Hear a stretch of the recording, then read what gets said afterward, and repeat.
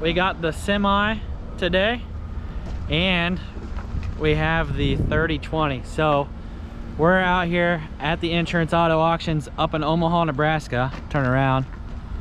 You can see the lot out there. So we have a semi because we're getting more than just a truck or a car. And we got to go to their oversized lot that's down the road. But they don't open for another hour, so we're just here kind of waiting around. And we're going to check out some cars they have here, though, just to waste some time. But stay tuned to see what we're picking up. All right, we're at the item that I bought. And let me cover it up and we'll do a reveal. All right, here it is. 1995 John Deere 8300, has 7,949 hours on it. Gave a good price for it. Let me know down below if you want to know price and a cost breakdown what I think it's going to cost to rebuild it. But I saw this thing, it was on the auction for sale for maybe 3 days and it popped up. I ran up here quick and took off work to take a look at it just to make sure. But it was rolled over up in Nebraska here locally. The construction company had owned it, but I came up here, saw it had minimal damage, and decided to take a chance on it. Might try farming, maybe that's crazy, I don't know, but here we are. Now I got to try to get this up on the trailer, get it back to Kansas City. One thing I'm concerned about is the air cleaner, but it doesn't look like it's cracked. When I was up here looking at it, I thought it was, but the turbo's up there, all that looks fine. And what I think has happened is the auction company, the guy that does the inspections, marked it as rollover, drug it over here, had it in neutral, and it wouldn't start because of the neutral safety switch. So it had power. The guy was watching me like a hawk. I wanted to make a video on that, but he wouldn't let me out of his sight, wouldn't let me try to fire it up. But I did when he wasn't looking, hit the power on the key and everything turned on. So we're gonna give this thing a go and see if she fires up. All right, here's the cab damage, but everything's fine in the interior. Broke all the windows out of it besides the back window, but it's got power. Andrews, keep an eye on the engine. Let's see if it fires up. Got her in park, because this was the little lever is over here in the neutral slot, which won't allow it to start. Corner post is reading. We got power over here. It sucks that it hadn't been out in the rain until this last weekend, got a rainstorm, but let's give her a go. Push the clutch.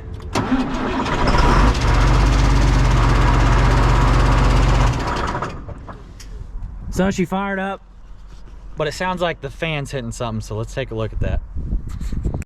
All right, so the noise was this fan hitting the shroud. Not a big deal, we can still drive it around. We still had all our coolant, still have all the oil. The level was good, so if they did roll it over, and because it could also be tornado damage, but it looks like they rolled it over, they would have pulled it right back over pretty quick because they didn't lose all the fluid. So looks like we might have a deal on our hands. All right, got her in gear, time to move it.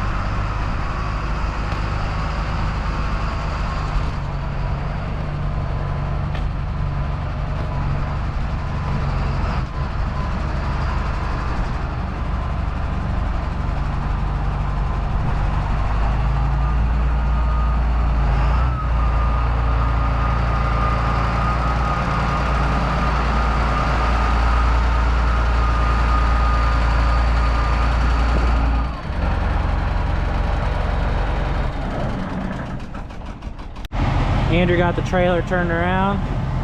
Then we're gonna take the 3020 off and take the duals off.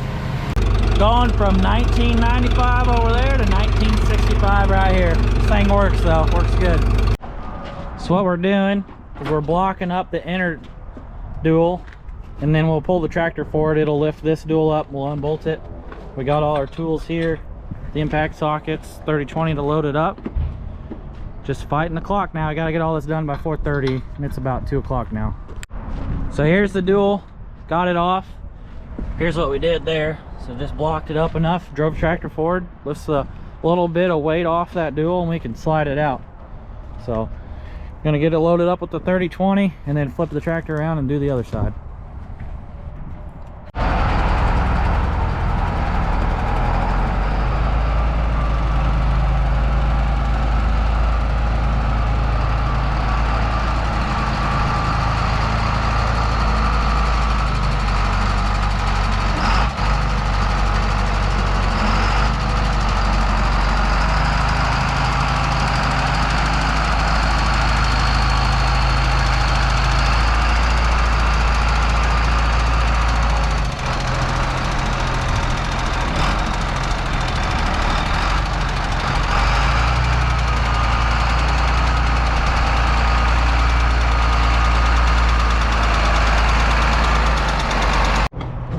Both duals are off. Tractor's in transport mode. Alright, we grabbed the first dual. Gonna set it on the front of the drop deck.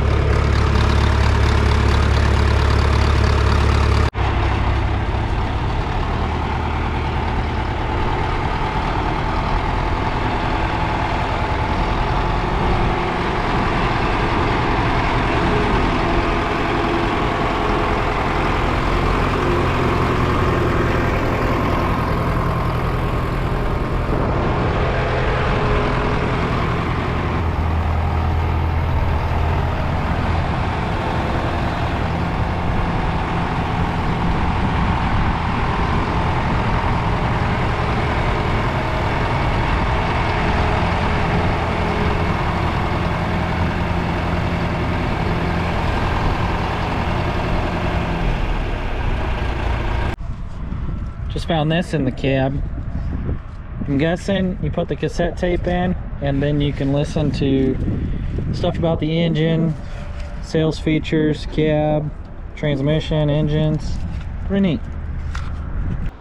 Well, I'm definitely glad we brought the 3020 to help load, because there's a semi or a Peterbilt that's wrecked that's getting loaded, and the semi truck, or whoever, the driver, or whoever actually bought that wrecked semi, had to pay for a semi tow company to come out, because Insurance Auto Auctions, they must not use their wheel loader that they have here to help you load onto your trailer, which is weird. But caught a break there. I mean, the tractor ran, but we still needed to take the duals off. So anyways, back to it.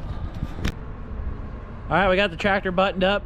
We zip tied down the grill, moved the steps in, and then did some zip tying in the cab and strapped the roof down. So now we're gonna go ahead and get everything loaded up, and let's get out of here.